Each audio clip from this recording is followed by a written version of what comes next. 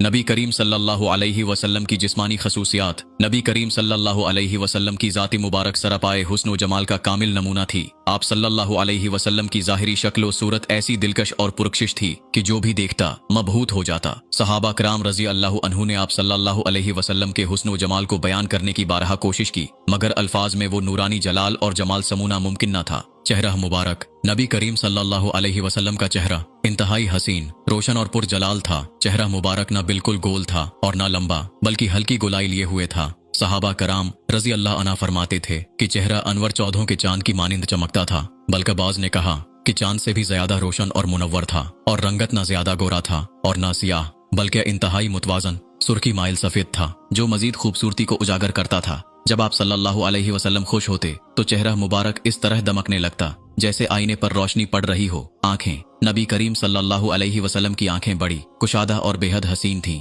पलकें लंबी और घनी थीं, जो हुस्न में इजाफा करती थीं। आंखों की सफेदी में हल्की सी सुर्खी थी, जो जलाल और रौब का इजहार करती थी। आप सल्लल्लाहु अलैहि वसल्लम की नजर इंतहाई तेज थी, न सिर्फ सामने बल्कि पीछे भी देखने की कुदरत अता की गई थी। बाल मुबारक। आप सल्लल्लाहु अलैहि वसल्लम के बाल न ज्यादा घुंघरियाले थे और न बिल्कुल सीधे, बल्कि हल्की लहर वाले और निहायत खूबसूरत थे। बालों की लंबाई कभी कंधों तक, कभी कानों की लू तक और कभी दरमियानी रहती थी। आप सल्लल्लाहु अलैहि वसल्लम के बाल स्याह और घने थे, मगर आखिर उम्र में चंद सफेद बाल नमूदार हुए जिन्हें शुमार किया जा सकता था। सहाबा कराम रज़ी अल्लाह अन्हु बयान करते हैं कि आप सल्लल्लाहु अलैहि वसल्लम के सर और दाढ़ी में सफेद बाल बहुत कम थे, और जो थे वो ज्यादातर सूरा हूद और दीगर सख्त आयात के असर से सफेद हुए। दाढ़ी मुबारक घनी, सयाह और इंतहाई खूबसूरत थी, जो चेहरे को मजीद पुरकशिश बनाती थी। बाज रिवायात में आया है कि जब आप सल्लल्लाहु अलैहि वसल्लम किसी चीज की तरफ मुतवज्जा होते तो पूरी दाढ़ी मुबारक हरकत करती थी। दानत मुबारक। आप सल्लल्लाहु अलैहि वसल्लम के दांत इंतहाई चमकदार और रोशन थे,